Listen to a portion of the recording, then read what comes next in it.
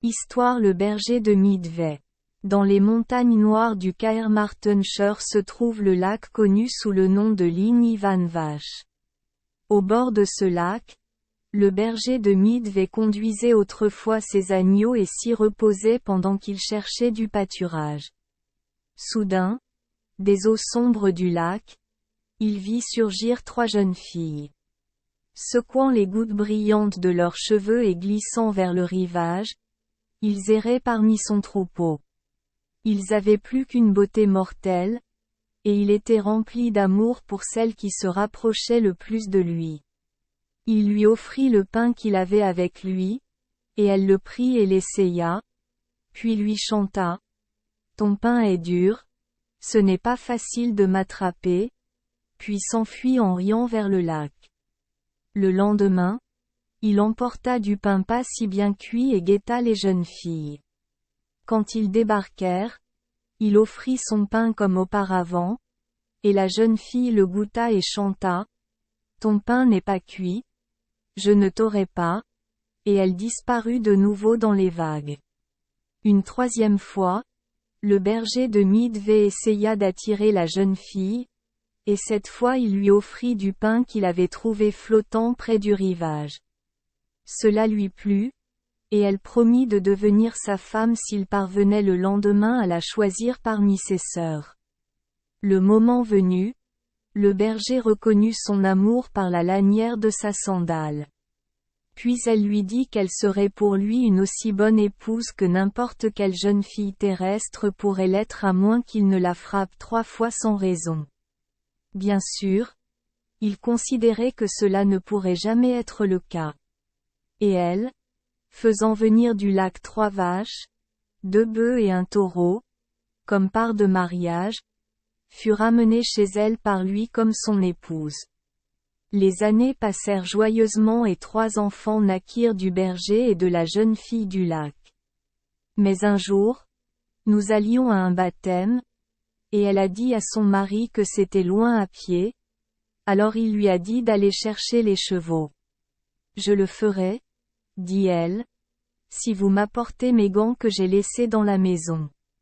Mais quand il revint avec les gants, il découvrit qu'elle n'était pas allée chercher les chevaux. Alors il lui tapota légèrement l'épaule avec les gants et dit. Va-y, va-y. C'en est un, dit-elle. Une autre fois, ils étaient à un mariage, quand soudain la jeune fille du lac tomba en sanglotant et en pleurant, au milieu de la joie et de l'hilarité de tous autour d'elle. Son mari lui tapota l'épaule et lui demanda. Pourquoi pleures-tu? Parce qu'ils entrent dans des ennuis.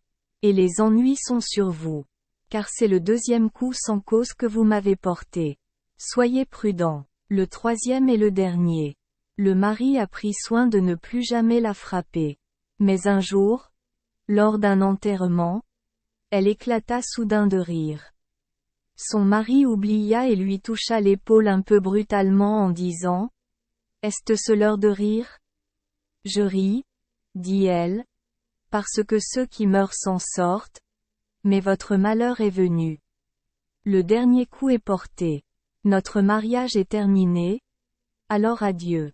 Et sur ce, elle se leva, quitta la maison et se rendit chez eux. Alors elle, regardant autour de sa maison, appela le bétail qu'elle avait amené avec elle.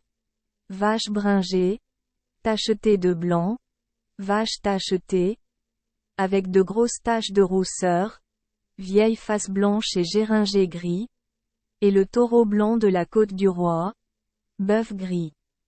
Et le veau noir, tous, suivez-moi jusqu'à la maison, maintenant. Le veau noir venait d'être abattu et était accroché au crochet. Mais il s'en est sorti sain et sauf et la suivit. Et les bœufs, tout en labourant, traînaient la charrue avec eux et exécutaient ses ordres. Elle s'enfuit donc de nouveau vers le lac. Ils la suivirent et plongèrent avec eux dans les eaux sombres. Et on voit encore aujourd'hui le sillon que la charrue laissait en la traînant à travers les montagnes jusqu'au Tarn.